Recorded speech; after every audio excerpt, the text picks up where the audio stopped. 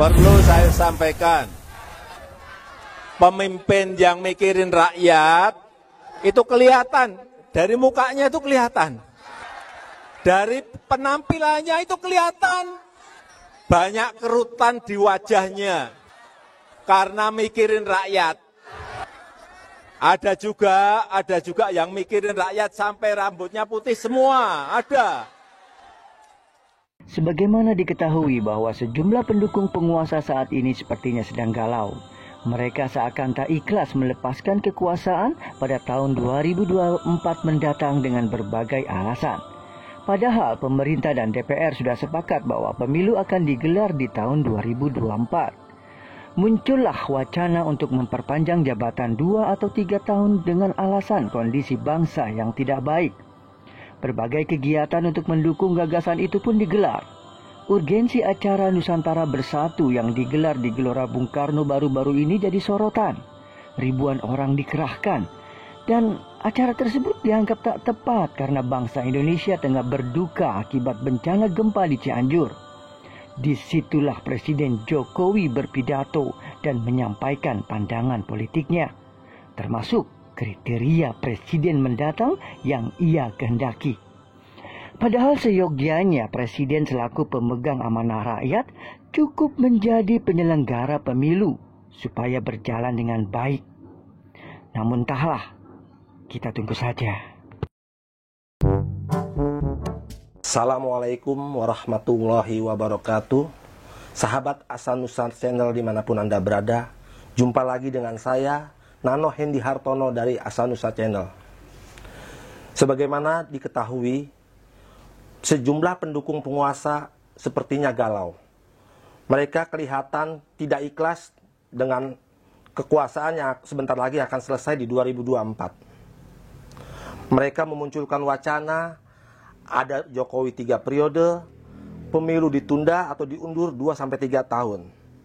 Padahal pemerintah dan DPR sudah sepakat bahwa pemilu akan dilaksanakan pada tahun 2024 bulan Februari. Melihat itu semua, saya mendatangi tempat kediaman Habib Umar Al-Hamid, Ketua Umum Gentari, untuk menelisik persoalan ini. Habib Umar, Assalamualaikum, gimana kabarnya? Waalaikumsalam, kabar baik-baik, Pak Nanu.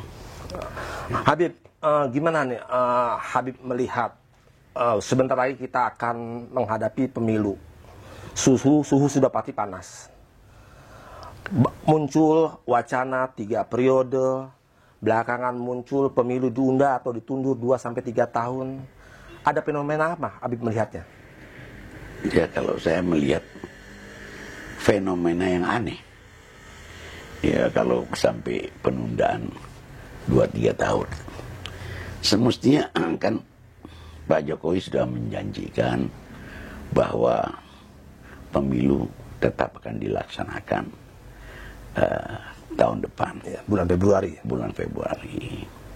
Bukan tahun depan, tahun 2024, bulan Februari.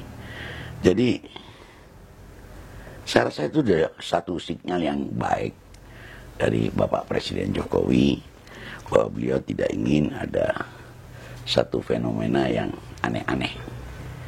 Dan ternyata pendukung-pendukung ini kurang jelas atau memang nggak ikhlas. Tidak ikhlas, itu mungkin juga begitu.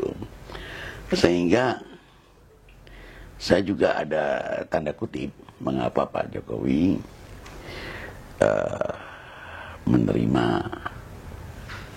relawan-relawan itu. Untuk apa lagi? Sudah waktunya bukan untuk berkampanye lagi. Sudah waktunya memberi satu motivasi yang baik untuk segenap jajaran dan kabinet-kabinet yang ada bahwa ayo kita mulai membuat satu persiapan nanti untuk akhir jabatan kita semua, kita akan memberikan satu kebanggaan atau satu hadiah yang istimewa untuk bangsa ini. Jadi apa yang harus dilakukan dengan beliau bukan satu kepanikan, ya saya lihat ya, satu kepanikan atau satu ketidakikhlasan ingin memperpanjang waktu itu adalah tidak baik, itu adalah melanggar konstitusi dan sangat membahayakan ke depan, di mana rakyat sudah mempunyai persiapan-persiapan untuk pemilu ke depan dan mempunyai pilihan-pilihannya sendiri, sehingga jangan diganggu lagi hal-hal ini. Ayo sudahlah, kita jangan akal-akalan lagi, kita mulai berpikir ke depan yang baik. Kita contoh presiden-presiden yang lalu bagaimana mengakhiri jabatannya. Tidak ada yang terjadi hal-hal yang seperti ini. Apalagi kita lihat Bapak Presiden SBY, beliau melakukan hal-hal yang terpuji. Waktu itu seperti Bapak Prabowo datang ke beliau, diberi nasihat, wejangan. Begitu juga Bapak Jokowi diberi masukan-masukan bagaimana cara mengatasi pemilu dengan baik, sehingga setelah beliau salah satu di antaranya calon presiden itu menjadi presiden, maka situasinya aman-aman aja. Tidak gaduh ya? Tidak gaduh. Jadi inilah wacana yang harus dilakukan oleh Bapak Jokowi. Bukan malah meminta diundur atau ditunda pelaksanaan pemilu. Iya, itu yang sangat membahayakan Pak Nano. Apakah ini bentuk kepanikan dari pihak penguasa atau pendukung Jokowi bahwa masa Anies belakangan ini di daerah di mana Anies datang, di situ masa berdatangan? Apakah itu bentuk ketakutan atau kepanikan dari mereka dengan Anies? Ya, mungkin saja itu bisa terjadi, tapi semestinya tidak perlu. Lakukan sesuatu yang baik. Terimalah anak bangsa, siapapun yang mencalonkan menjadi presiden harus adalah putra bangsa yang terbaik. Dan ini harus dihargai dan dihormati dan didekati. Bukan untuk dimusuhi, tidak bermusuhan. Sehingga ke depan ini berilah rakyat untuk memilih. Janganlah mendukung satu calon atau menjagokan satu calon. Aneh, seorang presiden memberi aba-aba untuk rakyat agar memilih apa yang keinginannya. Ini satu tragedi saya bilang sejarah yang buruk. Jadi Habib melihat ada keanehan dari pendukung Jokowi ini. Benar, ini ada satu keanehan. Jadi saya juga mengingatkan Bapak Jokowi juga harus makin ke depan harus makin bisa membenahi cara-caranya, membenahi sistem yang akan dilakukan, bukan makin ke belakang, makin nggak jelas manuver dengan apa yang istilah Bapak bilang kepanikan dan itu nggak perlu diperlukan. Nah, ini apa permasalahannya? Permasalahannya jika seseorang nanti calon presiden dan menjadi presiden, tentunya akan berjalan sesuai konstitusi. Tidak bisa sembarangan. Jika sembarangan akan menghadapi rakyat dan akan menghadapi TNI dan aparatur-aparatur negara lainnya. Jadi seorang presiden harus berjalan sesuai konstitusi. Realnya ada jalannya. Tidak bisa seenaknya saja. Dan saya inginkan juga Bapak Jokowi harus ada pada konstitusi. Jadi sehingga dia tidak melakukan hal-hal yang salah atau tidak terpuji. Sebenarnya gini Habib, andaikan kita berandai-andai sekarang. Yeah. Andaikan pemilu jadi diundur. Yeah. Siapa yang untung dan siapa yang rugi menurut Habib? Begini ya, kalau pemilu sampai ditunda atau diundur, itu sudah melakukan pelanggaran konstitusi. Pelanggaran konstitusi dengan dalil apapun. Mau mereka membuat satu kelompok untuk membantu membuat satu rancangan undang-undang untuk melegalkan kelangsungan atau kelanggengan untuk bisa mengundurkan waktu pemilu, ini adalah satu perbuatan makar. Dan makar itu bisa saya bilang yang lalu bahwa makar ini makar berjamaah, membahayakan kelangsungan. Dan saya rasa rakyat tidak akan diam. Berarti rakyat akan bergerak. Rakyat akan bergerak dan akan habis, akan diselesaikan dengan sistem rakyat dan akan dibantu oleh peran TNI. Karena peran TNI, siapapun presidennya harus berjalan di arah rel konstitusi. Jangan macam-macam, jangan membuat akal-akalan. Ini sehingga setiap presiden harus jalan pada relnya. Tidak lepas daripada relnya, akan hancur negara ini.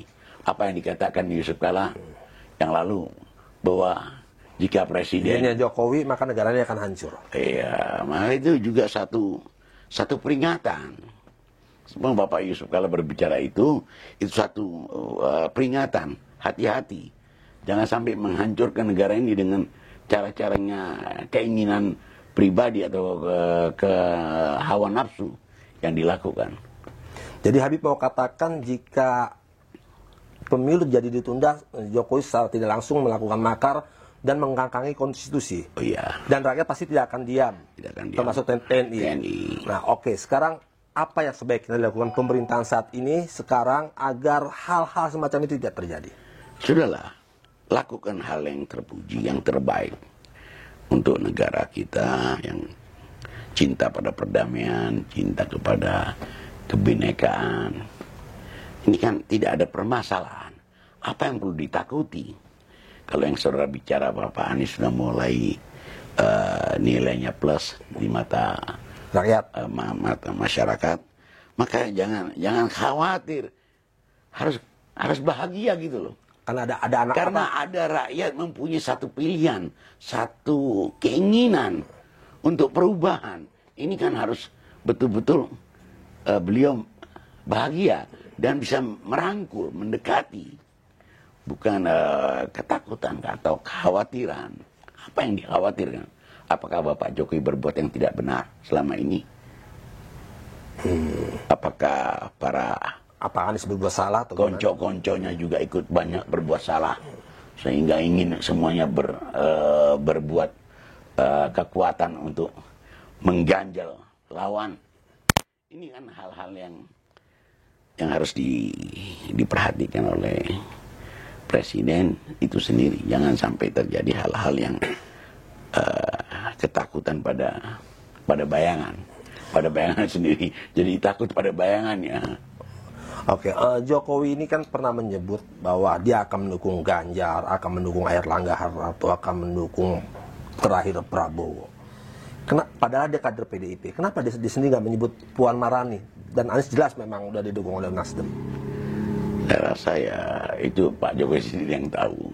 Kelihatannya Pak Jokowi yang tahu sendiri apa permasalahan. Kita tidak mau ikut di dalam kemelut partai. Ini kita berbicara semestinya Pak Jokowi tidak harus begitu layaknya, harus bisa menerima semua. Oke, menurut Habib sebagai Ketua Umum Generasi Cinta Negeri, apa yang sebaiknya dilakukan Jokowi di akhir masa jabatannya agar pemilu di 2024 nanti tenang, damai, tentram seperti yang terjadi pada 2014? Apa yang dilakukan Jokowi? Saya kadang-kadang juga bingung dengan Pak Jokowi. Sebentar memberikan nuansa yang baik, memberikan harapan yang baik, sebentar berubah, sebentar ke kanan, sebentar ke kiri. Ini saya juga sangat heran. Pernyataannya Pak Jokowi kalau kita lihat pada suatu hal-hal yang momentum-momentum yang baik, dia berbicara bahwa saya akan pulang ke desa nanti setelah selesai. Saya akan mengurus desa, mengurus rumah tangga. Ini satu yang baik. Tapi di satu hal mungkin dia berbicara lain di momentum yang lain. Nah, ini juga harus saya inginkan Bapak Jokowi yang kita cintai sebagai Presiden Republik Indonesia. Ayo kita lapangkan dada.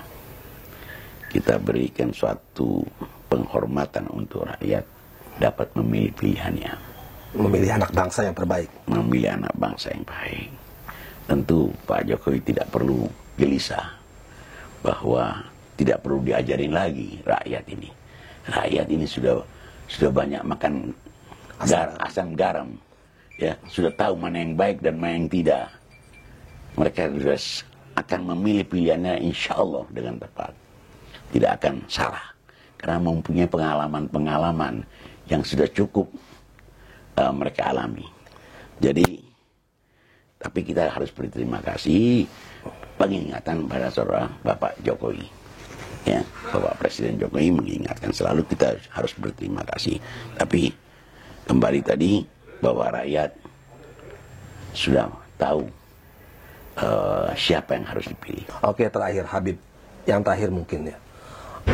Apa yang harus dilakukan rakyat menjelang pemilu di 2024 nanti? Ada dua hal yang harus dilakukan rakyat maupun pemerintahan.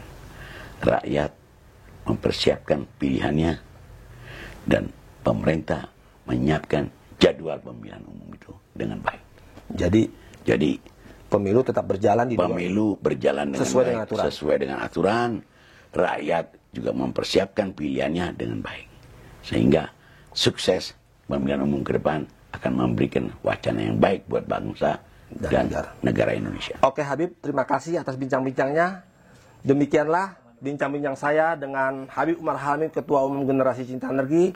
Sahabat Hasanusa, sampai jumpa di lain waktu. Terima kasih. Wassalamualaikum warahmatullahi wabarakatuh. Waalaikumsalam warahmatullahi wabarakatuh.